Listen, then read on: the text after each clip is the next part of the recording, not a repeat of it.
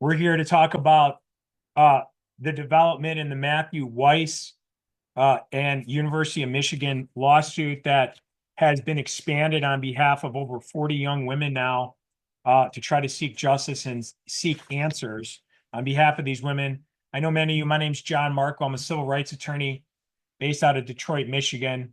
Myself, my law firm, Marco Law, along with my co-counsel, uh, Noah Hurwitz of Ann Arbor and Hurwitz Law uh, have continued the fight for answers for these young women and others who've been affected from this data breach due to Matthew Weiss and the University of Michigan and their inaction and done completely nothing over the past 3 years to protect these women. Over the weekend, just yesterday in federal court, we amended our lawsuit to bring the total women of over 40 women now. And I want to give a special thank you to Mackenzie Johnson, who's the first woman who has identified herself by name to speak out on behalf of not only herself, but on behalf of all these women who've been victimized and who've been exposed and damaged by the University of Michigan and Matthew Weiss in this entire ordeal. Ms. Johnson's going to read a statement and give a brief overview of how this has affected her today.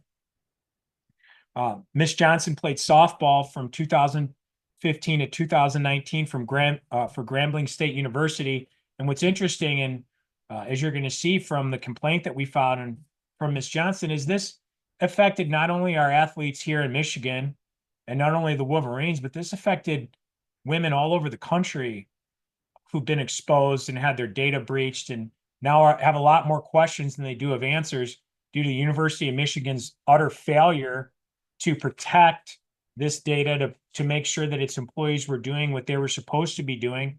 And then when they found out about it, they've done nothing in the past 3 years to try to notify these women, to try to allow them to take action to protect themselves. Look, when there's a data breach, many of us have received notices, whether through email or through the mail, that says, hey, your data might have been exposed. You might want to take some precautions. You might want to change your passwords. You might want to do some things to protect yourself.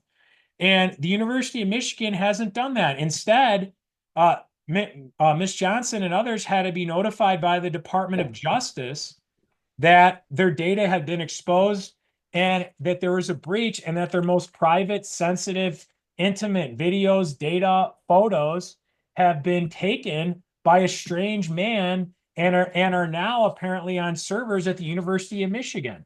And that is not what should have happened. That is not how you handle a situation like this. The University of Michigan is known for 3 years.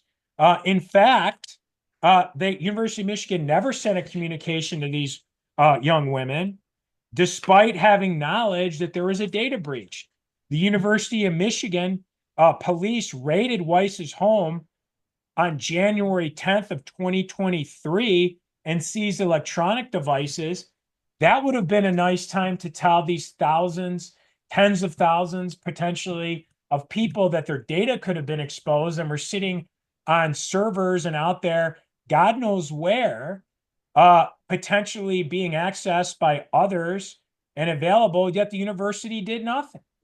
The university did not notify these individuals so that they could take action to protect themselves, so that they could change their passwords, so that they could have answers and know this. And so this is a nightmare for for Mackenzie Johnson and for the other women who've been exposed and who've been victimized by Matthew Weiss and by the university, some of which they had no connection to the university, yet the university did nothing. Thousands of candid, intimate photographs and videos have been seized from storage accounts. Many show victims naked, and some show victims engaging in personal things. And that is why yesterday I filed, along with Hurwitz Law, a motion with the federal court for a temporary restraining order to immediately have the University of Michigan take any data, any personal data for these individuals who deserve protection under the law, to take that data and immediately place it in a secure, trusted, neutral third party where we know that it's safe. And because we don't know that it's safe with the University of Michigan. And these young women do not trust the University of Michigan, given its failures over the last 3 years, its continued failures, not only on this case, but as we've seen on many other cases over the years, such as the Dr. Anderson case, that they cannot be trusted. And these women do not want to have the university have custody of this personal data. So because of that, we're asking the federal court to order that any data that is currently in the possession of the university be turned over. It should have been turned over before. It should not have taken these courageous individuals to have to come forward, to have to put themselves out there on behalf of themselves and others to get the university to do what it should have done in the first place. But I would say that many of our clients, many of these young women, first of all, there's going to be more. Okay, we have more even today that we're going to be amending and filing a third amended complaint on behalf of these individuals. And I would like to say that they're sharing the same anxiety, fears, and concern that Mackenzie has, that there has still not been full explanation and accountability on what data has been stolen. And make no mistake about it, this has been stolen.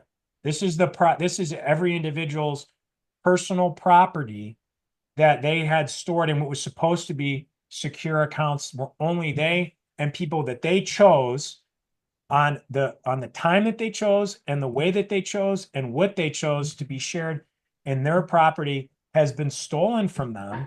And they're terrified about it. They want answers, and this is going to affect them, and this is going to affect others. And it's going to get worse. I think the more that that comes out, it's going to be shown to the public that this is a lot worse than you think. This is just the tip of the iceberg.